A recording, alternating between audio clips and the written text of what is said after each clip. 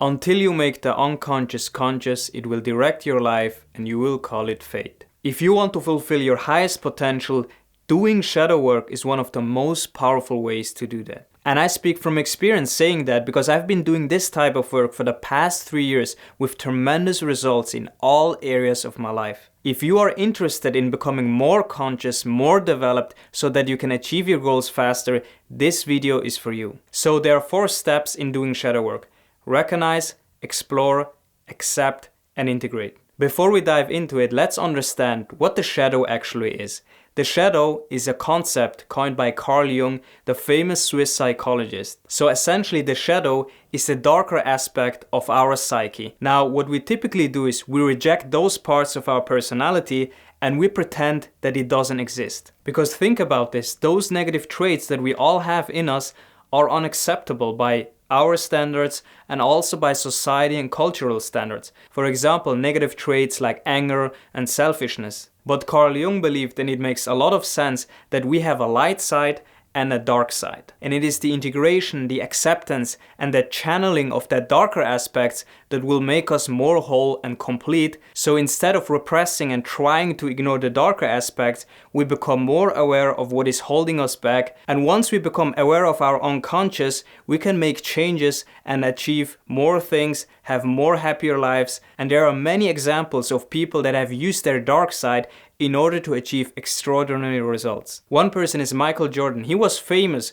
for channeling his dark side in order to win championships. He used his anger and his insane drive that many people perceived as unacceptable. Now with this general understanding, let's move on into the process of how to actually do shadow work. So the first step is recognizing your shadow. By the way, doing shadow work can be a very uncomfortable experience and not many people do this because this is deep personal development stuff. But if you choose to do this type of work, it can dramatically change your life because this is like the 95%, the bottom of the iceberg. This is the deep stuff. This is the needle mover because many people focus on the tactics and the strategies. So practically speaking, in this step, you take a close look at your personality. And this requires a lot of humility because what we do typically is we reject those negative aspects. We say, no, I'm not arrogant sometimes, or I'm not selfish sometimes, I'm always this and I'm always that. But when we don't confront the dark side, the shadow, we will never have lasting results with this. So to give you an example, in my late teens,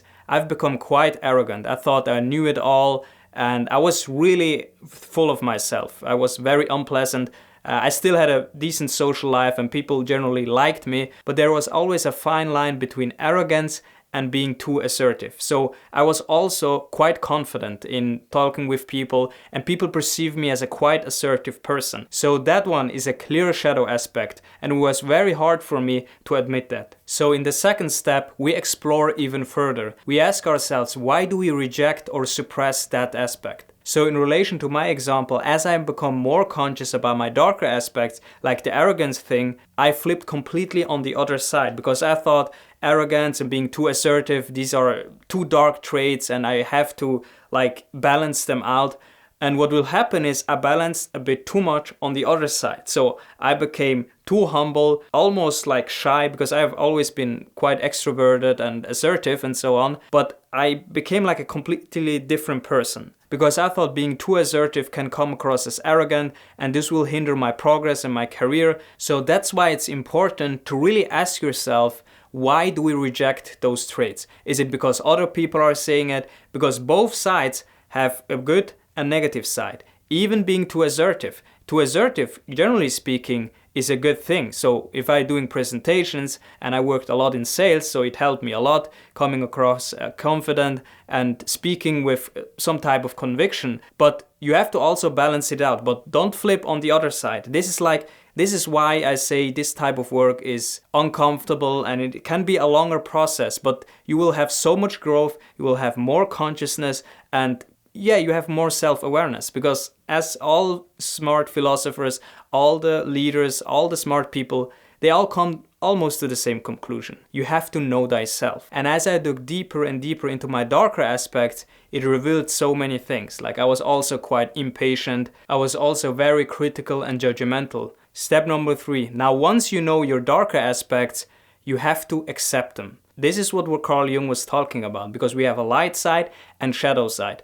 The shadow side, generally speaking, is bad, but it is just a part of ourselves. No one is just the light side. Even the best people you can think of had some negative aspects. So just by accepting that you also have negative traits, what will happen is it will balance your perception, because you will be able to see both sides of the equation. And when you can do this, you make more rational decisions in order to achieve your goals and all the things that you want. And also, the better you understand yourself, the better you understand other people. So if you want to build something, like let's say you want to be an entrepreneur or you are one, influencing other people will be much easier, because you know exactly that there's always both sides, and you have also more appreciation for people. So step number 4, integration, probably the most important part. So once you understand your quote-unquote negative traits and you have accepted them, you see the world now balanced, and you can see some traits in you in other people and vice versa, then it's time to integrate. So what does this mean? I'll give you an example.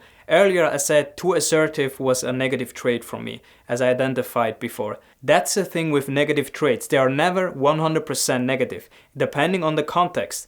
Let's say, for example, you have a child and someone kicks your child. Now you have a negative trait to be angry. You are someone who can be quite angry at some times. Is this now a negative trait, or can you use your anger, in other words your aggression, in a practical manner to defend your child? That's the thing. There are healthy ways to express your dark traits. You can see this in successful athletes. They use their frustrations and anger, their losses, and they channel that darker energy into greater performances in training, and then they win. Many creatives and entrepreneurs, for example, use their frustrations and their desire to be the best as fuel to achieve great things. So for me personally, being too assertive helped me in public speaking, producing those YouTube videos, talking with other people, making sales, and so on. So it's always the ratio and the balance. You don't become like too assertive so that you fall back to slight arrogance and so things like that. Also, using my impatient personality helped me achieve my goals faster.